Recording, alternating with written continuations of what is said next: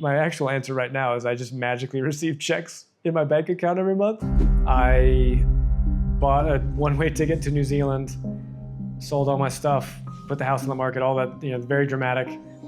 So would you say you're retired now because of this company sale?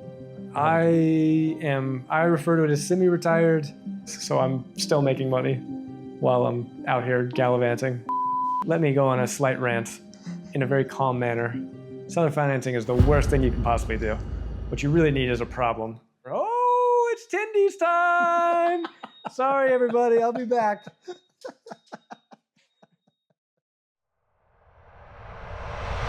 It's your name, age, where are you from? Steve Webb, I'm 43.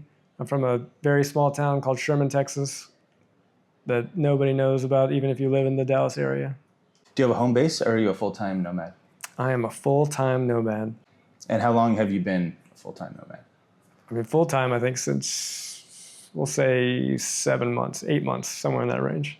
Okay. When did you first start nomading or traveling, working remote, however you want to call it? I'd say 2011, but it's been very much off and on. So it wasn't just like contiguous since 2011.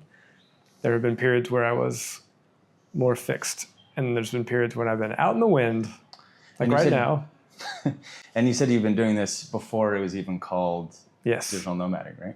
Digital Nomad was I wish I had coined it because it's caught on. I don't know what it was called back then. I think it was mostly like homeless. I don't know. That's the one that stuck. Doesn't matter how much money you make, it's still homeless? I mean, I hope my homeless look is coming through. Yes. Yep, I think we got it on both angles. In fact, I actually dated a girl who before, I don't know if she gets full credit for me becoming a nomad, but she gets more credit than anybody else because we broke up. So she didn't like push me in this direction, but indirectly she did. And I was in a hostel once in New Zealand and I was surrounded by people that looked like me in terms of just super lazy white t-shirt or whatever, single color t-shirt. And I was talking to her, God, WhatsApp wasn't a thing back then.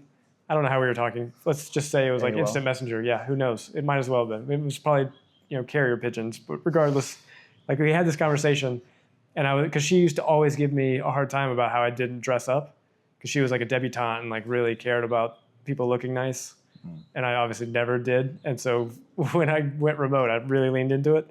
And so in this hostel, everybody around me looked just like me, and I was like, oh my God, this is incredible. And so I was explaining to her like, that thing you're always giving me a hard time about? Everyone looks like me. And basically her response was like, that sounds like a nightmare. And I was like, it's like, yeah, well, your nightmare is my dream. So this all worked out. So you're still together then? Absolutely. We're celebrating 20 years tomorrow. Wow. Oh, that math almost checks out. No, it doesn't. That math doesn't work at all. It'd be more like 15 years, I guess. Because yeah, somewhere around there. No, we're not. Does Kristen know you're still talking about her? Yes. No. Kristen knows way more about my exes than anybody else has, which is bizarre to me. I'm not really sure why I've been so because I usually don't talk about my exes ever unless I'm being interviewed and then throw them in for no reason as my origin story.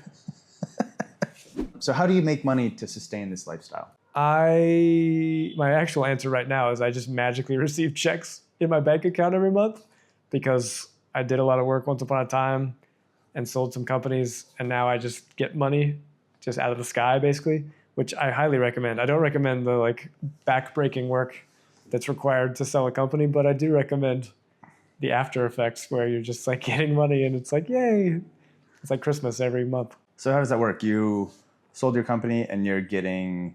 So that's actually good. This isn't really relevant necessarily to the nomads, but for anyone out there that has not heard of the terms seller financing, let me go on a slight rant in a very calm manner. Seller financing is the worst thing you can possibly do. And so anyway, the reason that we get money is because I essentially, as a seller of a company, am also the lender for the company that purchased us, which is a very weird arrangement, but essentially the company is paying off the loan as part of performance, and if it doesn't, then they do have to chip in money, but it's essentially a way to de-risk a transaction for a buyer.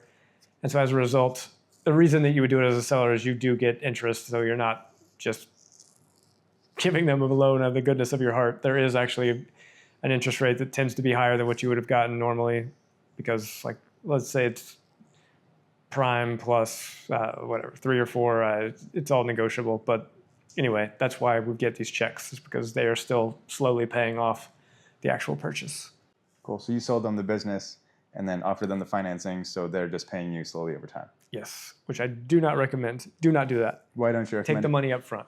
Because what they very softly tell you, and they being the people that actually talk about seller financing at large, what they in hushed tones say is, oh, you got to be careful because you're basically still working in the business, but that should be very loudly proclaimed to anyone that will listen that, yeah, when you do seller financing, you're still basically doing the exact same thing you were doing the day before you sold the business.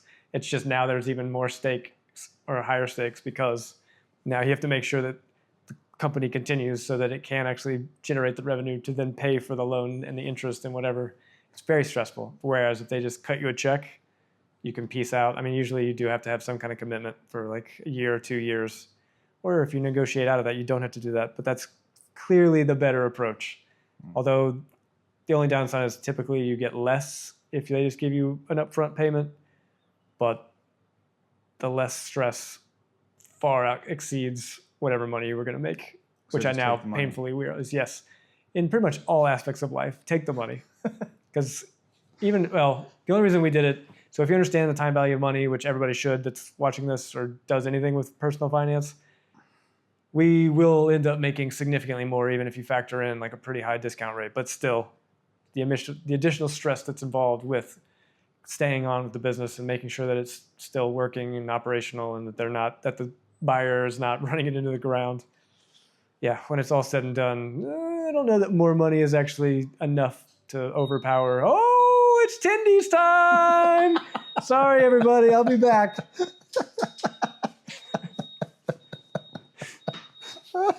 That should stay in. That might be the only thing that's usable from this entire interview. So take the money and run. So what was this business that you ended up selling? So funny enough, this is good. I can go on another rant. This is going to be incredible. For everybody that's watching, you're going to hear all of my rants all in like a 15-minute. This is great for me. I can just point people to this and stop talking. All right. So the business that we sold in 2023 was in domain names. I won't bore everybody, but the very quick version is domain names have a life cycle. And essentially, even though people say the words own, like I own this domain, nobody actually owns domains. They're basically just a lease. And if you don't renew your lease, just like if you don't renew your lease with your apartment, it will be taken away from you. Same thing with domain names. If you don't renew your registration, you eventually will lose control of the domain.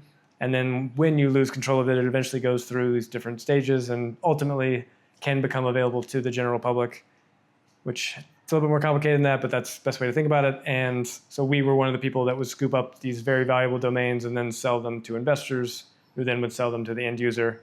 And so we're basically getting a multiple and then the investors are getting a multiple and everybody's happy, except for maybe the end user, but the end user should be more educated, in which case, yeah, they get the domain they want. If they were a little bit more in the know, they could have gotten it at a much cheaper price, but that's how business works.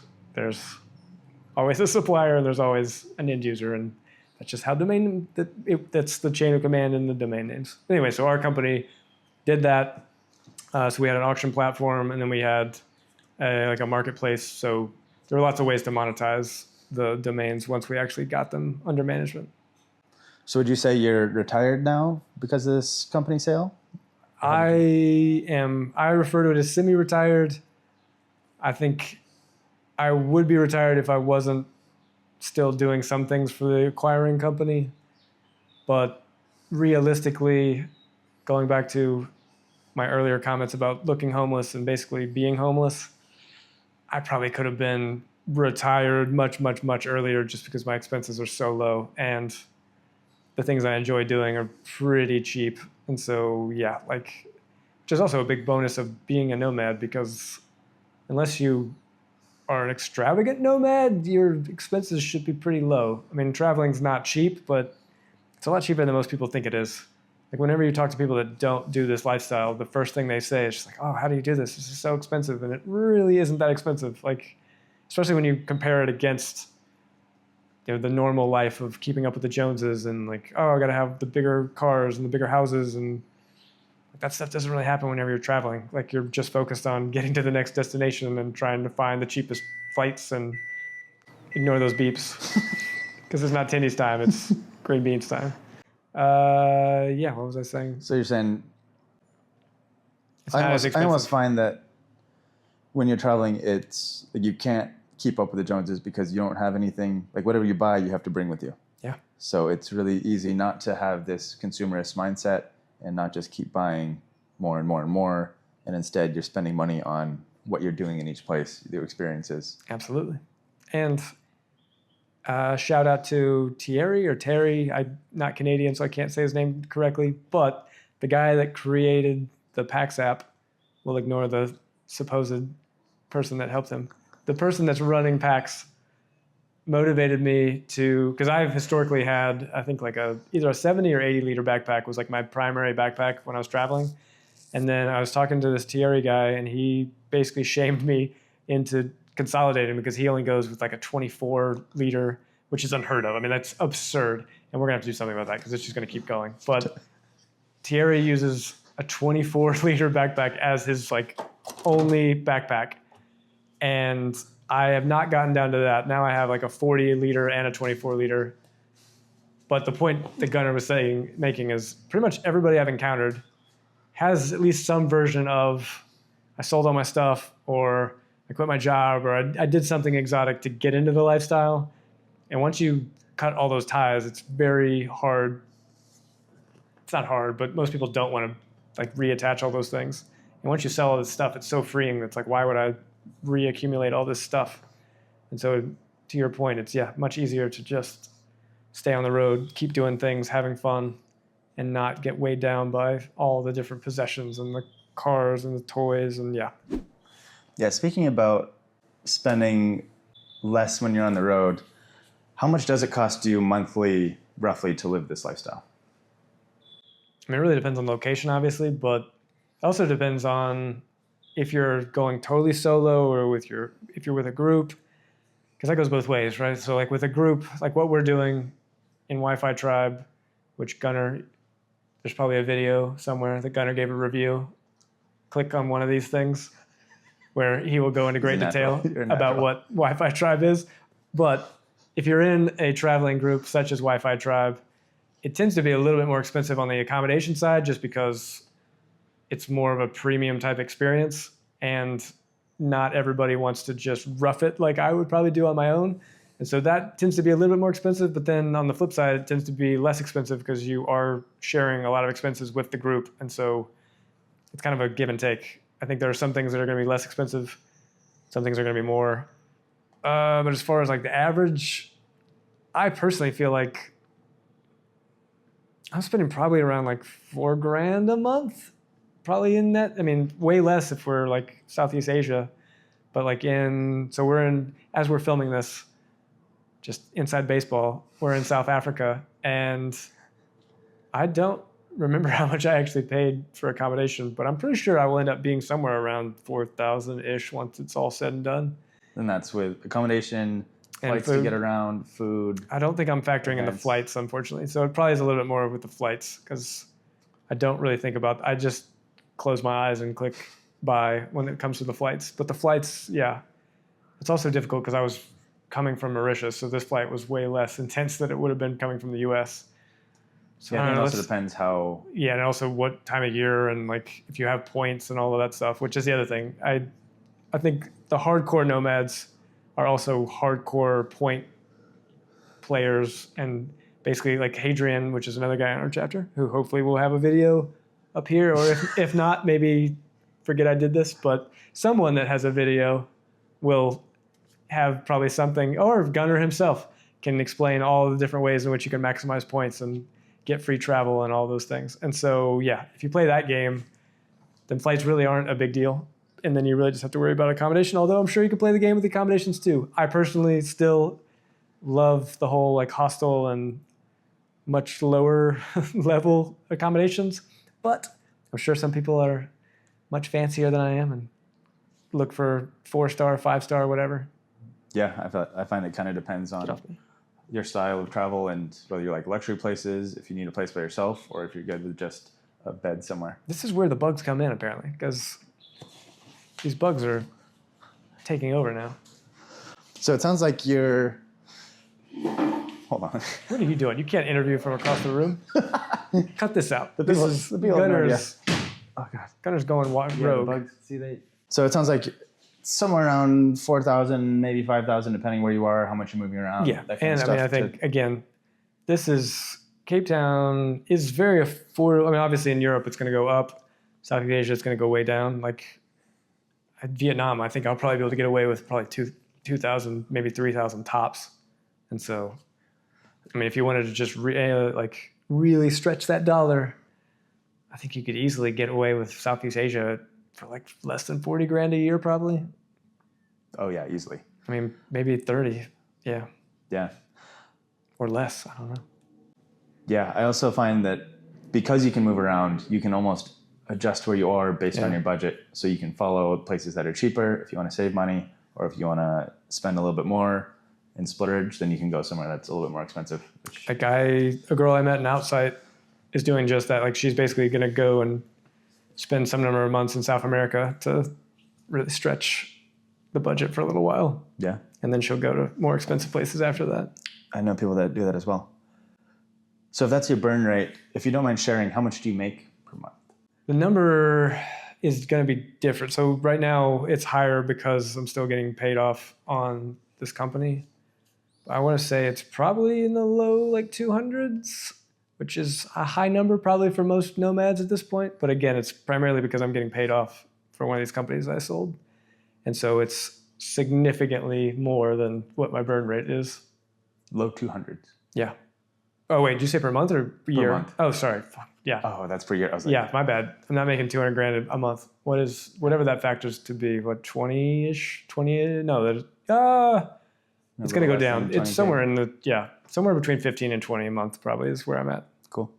Which, for all of you that can do math at home, which obviously I can't, it's a multiple of what my burn rate is. So I'm still making money while I'm out here gallivanting. So what do you do with that extra income each month? Invest it. Depends on who we're talking to. If we're talking to the IRS, very conservative investments. And we are talking to the IRS because, yes. They're watching, yeah. IRS, I'm on the up and up. Everybody should be. Do your taxes. You heard it, kids. Or if that's very US centric. Do your taxes everywhere. Yeah. So how long were you working on your company for you to earn this income? When did I start? So I went all in 2019, I think. So it was roughly, is that true? I guess it was like 4 just back-breaking years. And then there have been almost 2 where I just continued on like doing less and less over time. But even that first year after the acquisition, I was still very heavily invested as far as like doing a lot of work, helping the acquiring company do stuff beyond just what our company did. And so I would say definitely 5 very, very intense years, which Paul Graham, I'm going to butcher the quote, but that's basically how he describes startups is you're essentially sacrificing. You're going to spend that time, like in your working life, you're going to spend some amount of time working. And so the concept of working on startups or trying to sell a company is you're just going to compress it. And so rather than extend it over decades, you work extremely hard in a shorter period of time with the expectation that then hopefully you won't have to work after that. But that's no guarantee, obviously. I mean, despite these boyish good looks, I am actually much older than I appear. As I said at the very beginning, I'm 43. And so this was not my first rodeo in terms of trying to play the game of doing the startup and being done. And so it doesn't always go the way you hope it will. Yeah, although I would say it's a lot easier now than it was 20 years ago, just because there's just so much more information and the playing field is so much more even, and there's so many more resources. And now there's a reason why digital nomads are so popular now, because it's just the world is basically equipped for it to happen now, whereas that was not really the case 15 years ago. It was much more difficult. So what does it take to run your own business sell a successful company? As far as just like personality and like qualities, I feel like almost anybody can do it. It's very much more like it's running a marathon. It's not running a sprint. And so I think about it in terms of, so I have a PhD, which is not in any way required or necessary for pretty much anything in life except to become a professor, which I have never had any intention of doing. But I think about them similarly because you don't really have to be special to get a PhD. You just have to be kind of a masochist and have a lot of determination to continue going down the road, which is, I don't run marathons, but I imagine that's the same. Like you don't have to be a world-class athlete necessarily to run a marathon. You just have to be able to take pain and keep going and understand that it's not a straight line. It's very much a roller coaster that you just have to keep going through. And then ultimately you're not guaranteed to succeed, but if you keep showing up, that's the thing that's the most important is huspa, whatever that word is. Or just grit is really, I think, the most important thing. But then, so that's just like personality type. I think anybody can do it as long as you're able to actually complete things. As far as the nuts and bolts, then people get way too fixated on the idea. And like ideas are important, but ideas, pardon my French, you're probably going to get a strike for this. Ideas are like everybody has an idea that really means nothing. I mean, like ideas are important. Like you have to have an idea, but idea is the least important part as far as like the actual execution. What you really need is a problem. And if you personally have a problem, then that's a great place to start. If you're working for a company where you're encountering the same problem over and over, that's another great place to start. But if you have a burning problem that you want to solve or you know needs to be solved, that is far more important than pretty much anything else, because as long as you already have something that's somewhat validated by the market, things are significantly easier. But unfortunately, most people think like, oh, I have this great idea, and then they spend months and months and months working on this thing, and they never actually test it in the market, and then they wake up 6 months, 9 months, 2 years later, and then they realize, oh yeah, nobody wanted this, awesome. And that's why I'd say 90+% of companies fail is because they haven't in any way validated things that, especially this is again why it's so much easier now. Like it's so easy to test like 1 week in, is this a good idea? Can you stand up? So MVP is very popular within software, but you can get, so MVP is minimum viable product. That could be anything. Like any business idea, you can come up with an MVP within a day or two and test it and immediately know like, oh, this is a great idea, or this is the worst idea possible, and now I'm going to move on to the next idea.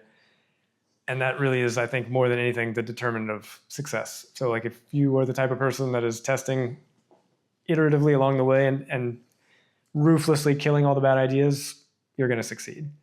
But if you're the type of person that's like delaying and waiting and like, oh, I got to have the perfect set of variables before I can even start, then probably entrepreneurship's not for you, which is fine. Like you can still be very successful in other avenues, but the grit thing only really also works if you are going down the right path. Like if you're just aimlessly going down a path without testing, then grit doesn't really help you. But doing the testing and actually validating things and having grit, it's almost kind of impossible to fail. Like it's just a matter of time that you'll stumble upon the right thing. As long as, again, you just stick with it, and then it'll all be gravy. And you'll be able to do a weird interview with a bald man in your 40s. Because what more would you want from life? You can eat the Tendie. I can eat it now? You want me to go like it's Tendies Time, or like? Yeah, let's hit a Tendies Time. What do we? Can we do like a couple where like we try to get sponsorships? So like Tyson. Yeah. When it's Tendies Time, I only like Tyson's Tendies. When it's Tendies Time, I don't really know any other brand. I only prefer fill in the blank here, Tendies. Yeah, we'll put it in post. We'll add the brand in post. Yeah. It's Tendies Time. So what's your story?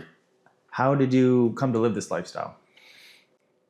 I came to live this lifestyle in 2010.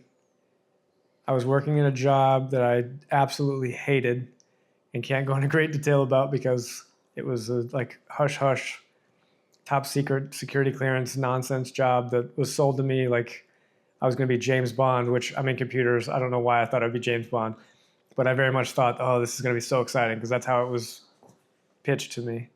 And spoiler alert, it was not exciting. And so I was working this job because I had a house in Atlanta that had a mortgage.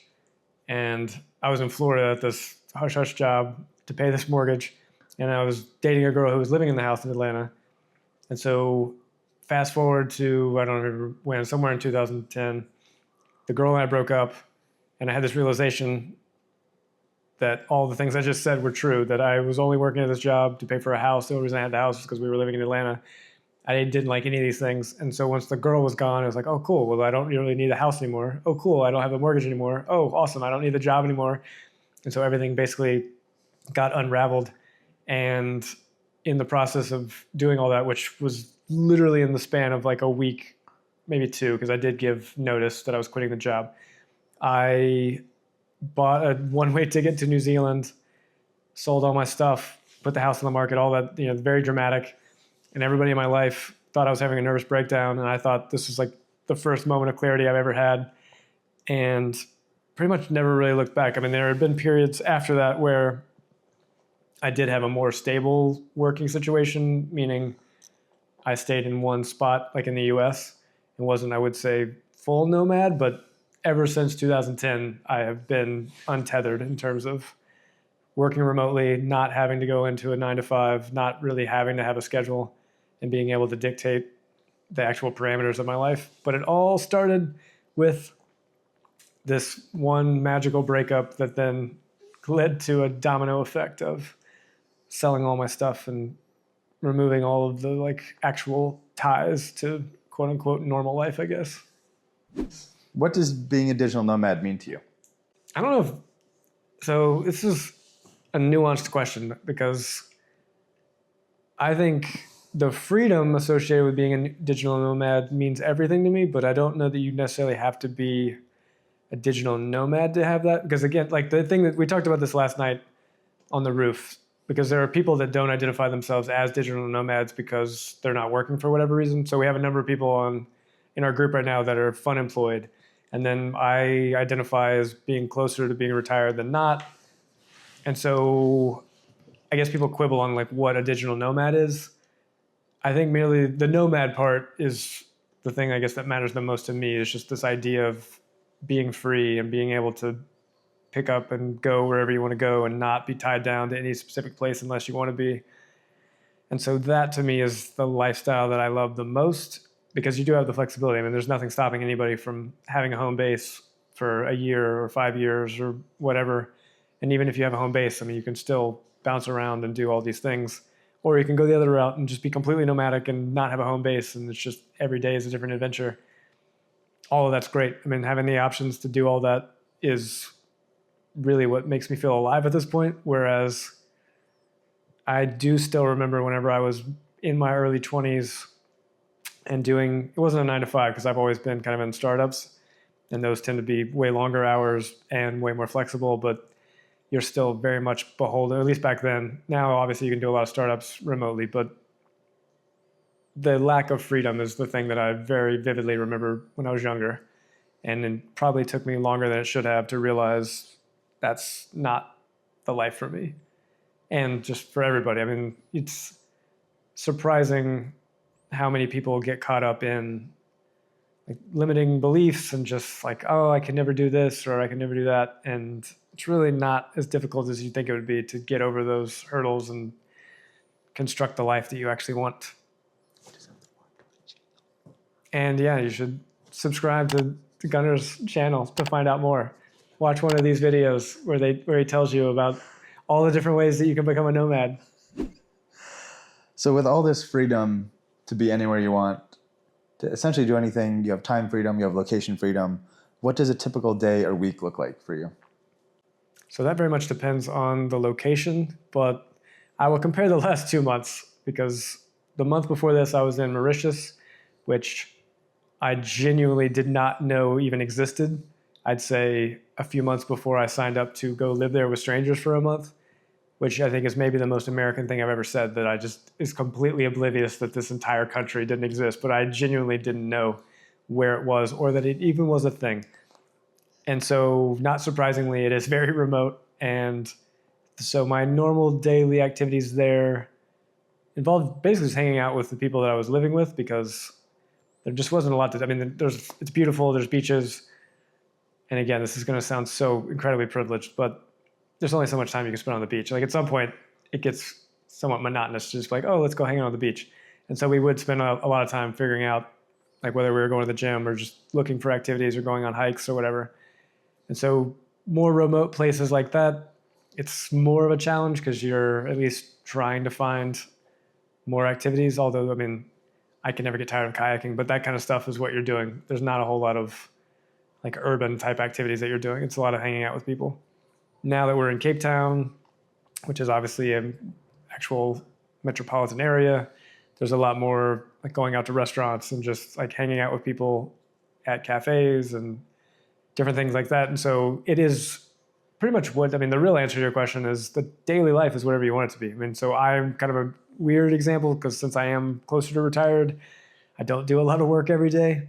I still do like a little bit because there are activities I have to get done, but my daily life is way more relaxed in terms of finding fun adventures to explore versus other people have kind of a different experience where they're maybe working a lot more during the weekdays and then going off and doing whatever they want during the weekends.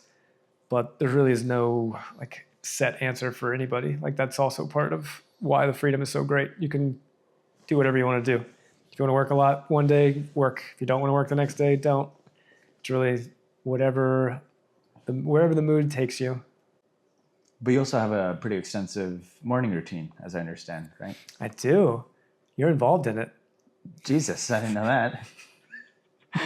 Yeah, so my morning routine, again, I am deceptively old. And so this was not my morning routine when I was younger. But over the years, I have slowly added things to my morning routine. And so right now, I very much identify as woo-woo adjacent, meaning I'm down to do anything that is considered woo-woo, but I probably am not the one initiating it. And so if someone was to come into this room right now with sage and like smudge me or, you know, do whatever they would do with sage, I'd be down for it. I would not be the one that actually had the sage and was doing all the things. Anyway, this is a long-winded way of saying that my morning routine has evolved over time. So now I usually wake up every morning and stretch. I meditate. I journal every morning. That's it for the most part in the morning. And then if I'm really like on my grind, I do cold plunges and all that stuff, but that has kind of slipped here lately just because I have been lazy. Although we do have a cold plunge at the gym, so I don't really have an excuse this month. But in Mauritius, it was way more difficult to find even cold water because it was extremely hot in Mauritius. So just even like making my bathtub cold was hard. But yeah. When you were building up your business, is that also what your morning routine looked like? No. So that is a funny thing that I find with like business influencers, and that is, yeah. I'm trying to think. It's hard to, because people fall in different camps. I mean, there's clearly like a hardcore, just like routine is worthless, none of that matters camp. And then there's the like, no, your routine is all that matters. And I don't really know where I fall. Like my routine is primarily one, I just need to stretch. And so Atomic Habits is a great book. And the real takeaway from that is just like stacking is the easiest way to build habits. So like if you already do a thing, it's way easier to just add another thing to it as opposed to just creating a brand new habit out of thin air. And so I needed to stretch desperately. And I got into a pretty good habit of stretching every morning. And then that's when the meditation kind of got attached to it and the journaling. And so now I do it all in the morning because they've all just gotten chained together. I also think the morning is a great time to do things because, at least for me, my brain's not really functioning as soon as I wake up. And so whatever resistance I would have hasn't really formulated yet. And so I think if I tried to do in the middle of the day any of those things, I would have lots of reasons why, I got to do this other stuff. Whereas when I first wake up, I'm not really coherent enough to think like, I shouldn't be stretching. I basically just start doing it on autopilot. And then I realize, oh, cool, it's done. The other great thing about a routine, I don't think it's important necessarily to build a business or anything, but you do feel a sense of accomplishment if you have things that you want to do in the morning. Because then if nothing else happens, literally nothing else for the rest of the day, you can at least feel good about the fact that, oh, I did all these things in the morning and then did absolutely nothing for the rest of the day. But ideally, you would, have a whole full day of activities. But So it sounds like this is something that came about after you had more free time to pack your mornings with. I think so. I mean, if I like when I was deep in business building, I think every waking moment was basically dedicated to that. I mean, I'm sure I tried to meditate here and there, but yeah, I am a absolute, I'd say well, I'm more recovered than recovering workaholic, but I was a full blown workaholic back in those days where it was just like the only thing I was thinking about is how to make the business better, generate more money, on and on and on, which is not necessarily a healthy thing to do, but that is the path that I went down, which is also, I think, just in general, like my nomadic journey has not been one of balance by any means. Like there were periods where I was just fully nomadic, and then there were periods where I was completely stationary, and then periods where I was nomadic, and now I'm nomadic again. But hopefully at some point before I die, I will figure out how to find balance and not be just like all or nothing. I find that there's also a way to find balance over time as well, right? So if you're on one far end of the spectrum and you go back to the other far end of the spectrum, over time, you're kind of somewhere in the middle where you get a good blend of both. What do you love most about being a digital nomad or being a nomad? I like the variety more than anything. I mean, because like we were talking about, every day really can be completely different. And it's very difficult to replicate that kind of variety whenever you're in a set routine, like back home. Again, I haven't been in a 9-to-5 in forever, but even if you're just in kind of a stationary job, it's very easy to get into these habits where even if you're not driving into work, like your daily routine's the same. You see the same people or you do the same things, or it's more difficult when you're not out and about to have variety. Like you very easily get into a comfort zone and then you just stay there. And I know so many people that are just constantly complaining about, oh, I hate my job or I hate this. And I empathize, but at the same time, like it's very easy to solve those things, but you kind of get blinded by the options because again, every day bleeds into the next.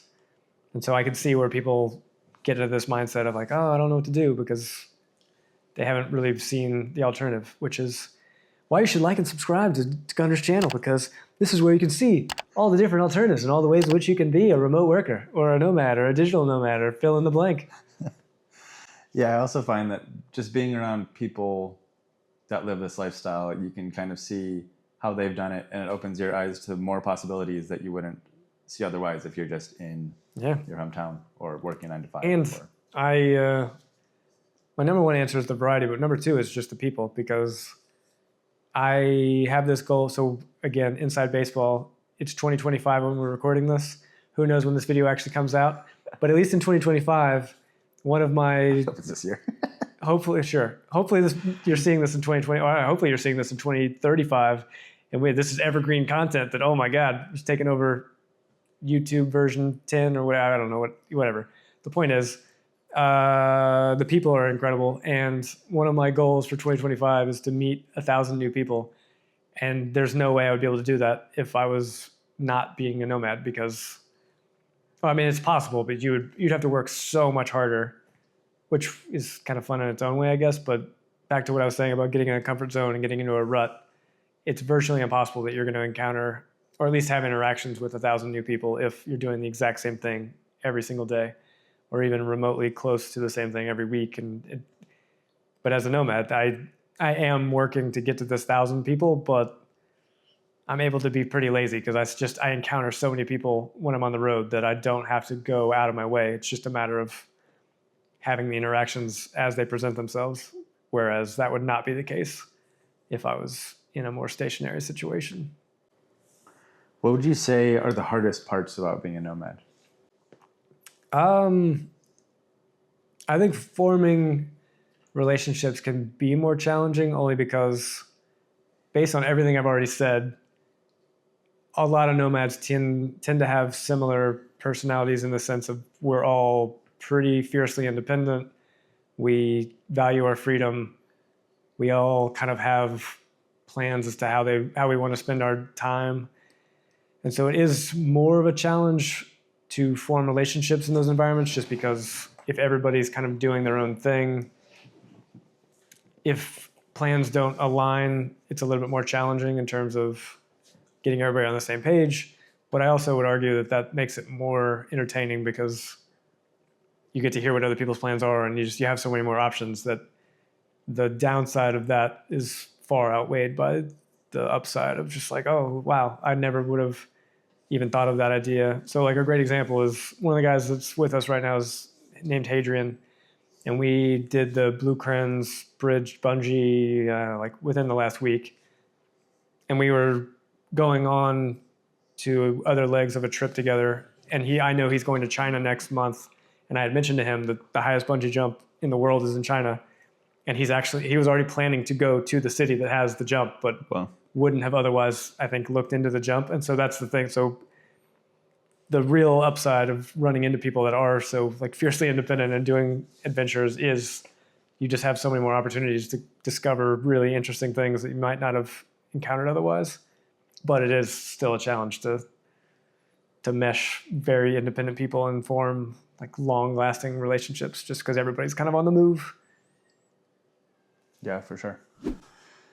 Going back to work, how many hours do you work a week on average? Maybe now versus... So now it kind of fluctuates. I would say I probably work, let's say like 10 hours a week, probably less than that now. But when I wasn't a nomad, it was, again, when I was in like hardcore business building mode, I had no idea. I wasn't even counting because it was just every hour that I could throw at it, I was throwing at it, which again is not healthy. I'm not advocating, and I don't love hustle culture, but I very much was just like throwing every available resource at that problem. What's your biggest piece of advice for people that are interested in living a nomadic life? I mean, just do it. That is the easiest piece of advice, because if you're even considering it, yeah, you should get over the hump. I mean, like, reach out to Gunnar on the back end. I don't know how you find him on Instagram at fill in the blank, find him on YouTube at fill in the blank, but reach out to the AbaldAbroad, and yeah, he will steer you in the right direction, because what we have discussed off camera a lot is this idea of kind of like self-selecting. And if you're already the type of person that has found this video or found any content about being a nomad or being a digital nomad or just traveling or any of those things, you're already basically in the pool of people. And so just get over the hurdle and do it, because there's a lot of people that are not even considering it. And so if you're already kind of on the path, just take the leap. Like, that's just for most things in life. Showing up is such a huge part of everything. And if you're already like right there, just cross the finish line, and then I can assure you that your life will never be the same in a good way. Yeah, I totally agree. What are some of your favorite experiences or places that you've been or things you've done as a nomad? So I very much am a person that can rank everything. Like, if given enough time, could give you a top 10 of pretty much every aspect of my life. So if I really sat and thought about it, I think I probably could come up with like top 10 experiences of my entire life. But the thing I love the most about all of this, about being a nomad, is the fact that there are so many options to choose from, and that I don't know if I actually could. I mean, I think there are, because I despise people that say, oh, I don't have favorites. But when I think about all the experiences I've had, like, I become one of those people where it's like, like, it really is almost impossible for me to say like, oh yeah, this is better than this. Or, I mean, I can also think of like the people I was with and the different, I mean, there's so many variables that it becomes almost impossible, even for a lunatic like me, to say, yeah, these are my favorite things.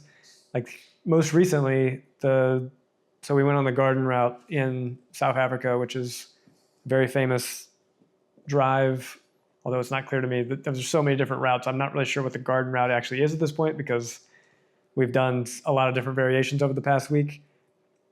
that is probably one of my favorite things, definitely recently. I mean, I think there's a 5-day stretch that we were on that has to be in the top 10 all time, like 5-day stretches of my life. And so the fact that that keeps happening, that's really my favorite, is just the fact that I have so many things to choose from. And a month from now, I'm sure I'll have even more like new things that are battling to be in the top 5.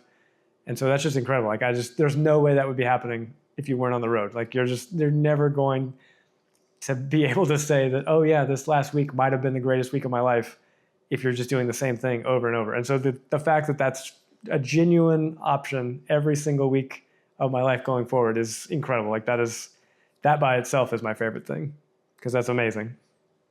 Yeah, that is amazing. I always say that too, that it's a lot more about the people that you're with than the actual country you're in or the place that you're in. And it is cool that, yeah, every month is new experiences that are novel and incredible, and you almost forget about the last one that you had the previous month because of how cool it is. So where are you going next? What are your travel plans from here? Where am I going next? So I'm going to Japan next week. I'm not sure how long I'll be in Japan. Like, if you look in PAX, which is the official Y5 Tribe application developed by Thierry, I don't know your last name, and click here for a referral link for a discount code. I think it's free. I don't think it is a free app, but maybe when you're watching this, it's not free, and in which case, click here for Gunner's discount. Discount code Gunner, AbaldAbroad, or hopefully shorter than that, regardless. What was my point? Oh yeah, in PAX right now, it says that I'm going to be in Japan from starting, you're not watching this, so I'll probably have already been past Japan by the time you're watching this, hopefully, because it's 2035. Anyway, I'm going to Japan.